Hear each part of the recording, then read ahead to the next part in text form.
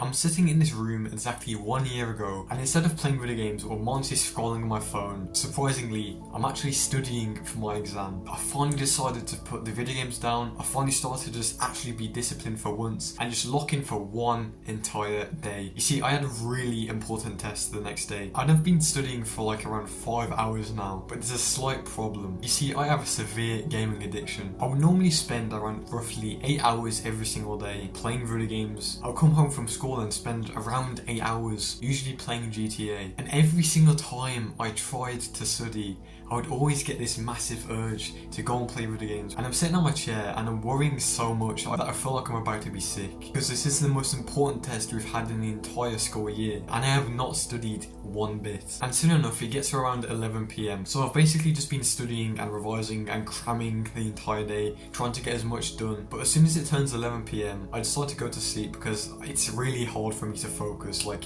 when you've been studying for like 8 hours, your brain is just not going to work anymore. And I literally could not get to sleep for the entire night because I was just worrying so much about this test. If you're watching this video, you're probably in a similar situation to what I was in. Maybe you don't suffer from an 8-hour a day video game addiction, but in this video I'm going to explain the foolproof system that I've used to quit all these addictions and hack my mind into craving harder work and not getting distracted every 5 minutes, so you can actually stop progressing towards your goals. Because I know you have all these quiet goals inside of your head. You would love to start, you would love to achieve them, but you can't, and it's simply because of these addictions. So I'm not going to waste any more of your time. I'm just going to get straight into the video so I can solve this problem for you. So the first point I want to go over is what I call the dopamine cycle, and I'm going to put a graph on screen and it's going to look really confusing, but I'm just going to explain it in simple terms. So on the left we have all the different levels of dopamine, and on the x-axis this is our dopamine baseline. This is like how we normally operate, and the human being normally operates around feeling okay. And now I'm going to explain why you keep on falling back to these bad habits. The person I'm going to use is called Bob. Now Bob is a normal person, he's an average guy, he's the average Joe you see down the street, right? And right now he's feeling okay, his dopamine baseline is doing okay, but for some reason he gets the craving for chocolate, and maybe this was because he saw a chocolate bar in a shop. But as you can see on the graph, Bob starts to get a craving for this chocolate. He goes from feeling okay to feeling some kind of pleasure just from the craving of that habit, and eventually he experiences so much pleasure he's forced to eat the chocolate, and that's where he experiences the most pleasure. Whoopee. But you can see on the graph, as soon as he eats this chocolate, his dopamine level starts to sink. It starts from going feeling pleasure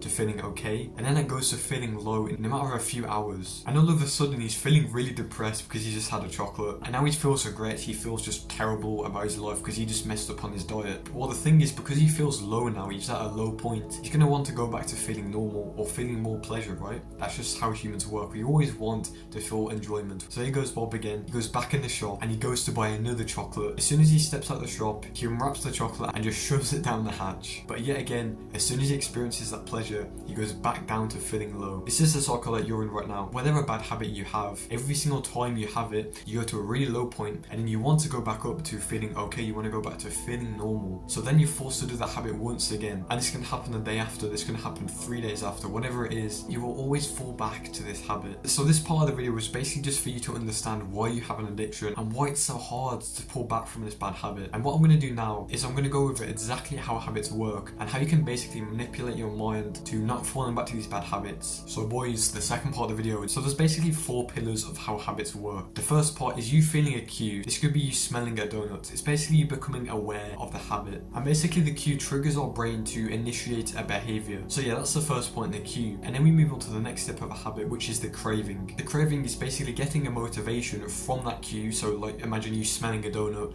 and now you want a donut, right? It smells amazing. So now you want to actually take action from that cue. So like a good example for you right now is you do not want to procrastinate. You just want to avoid the work because it's painful. That's the only reason. You don't choose to procrastinate. You don't time block procrastination in your day. And then we move on to the third step of the habit, which is the response. The response is basically us doing the habit. It's us eating that chocolate bar. And if there's a level of resistance stopping you from doing this habit, so for example, maybe you want to go to the gym, but it's painful, you don't want to do it, you will not carry out the habit. Even if you have a really strong craving, you will not do it. And this is exactly why you procrastinate. It's simply because you do not want to experience the pain, and instead you just want to let it sit in your mind. You don't want to really take action. And the final step of a habit is the reward. The reward is basically us feeling the pleasure. It's us getting that really high dopamine spike like we saw with Bob earlier. And these are basically the end goals of every single habit. They make our lives easier, so we obviously want them. And now you're one step closer to finally quitting this addiction, because now you understand how habits work. You understand why you keep on falling back to the bad habits.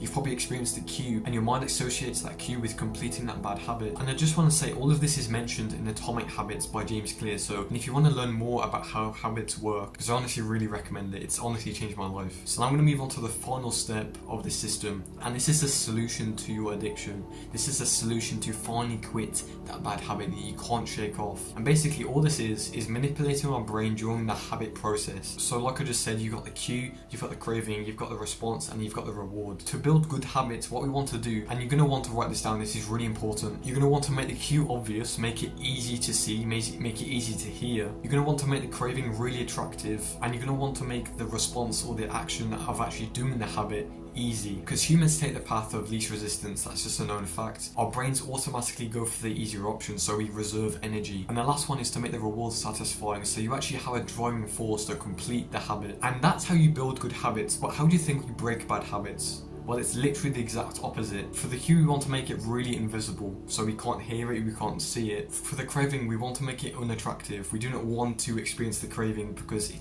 doesn't look that nice, it doesn't smell that nice. And for the response, we want to make it difficult, because you'll be much less likely to take the path of resistance instead of the path of least resistance. And for the reward, we want to make it unsatisfying. That is basically how you break bad habits. That's as simple as it is. And what I'm going to do to make your life way easier, I'm going to make a Google Doc and link it in the description. That will basically be a fill-in template on how you can make your habit unattractive and all this stuff, right? So that's your action step I want you to do.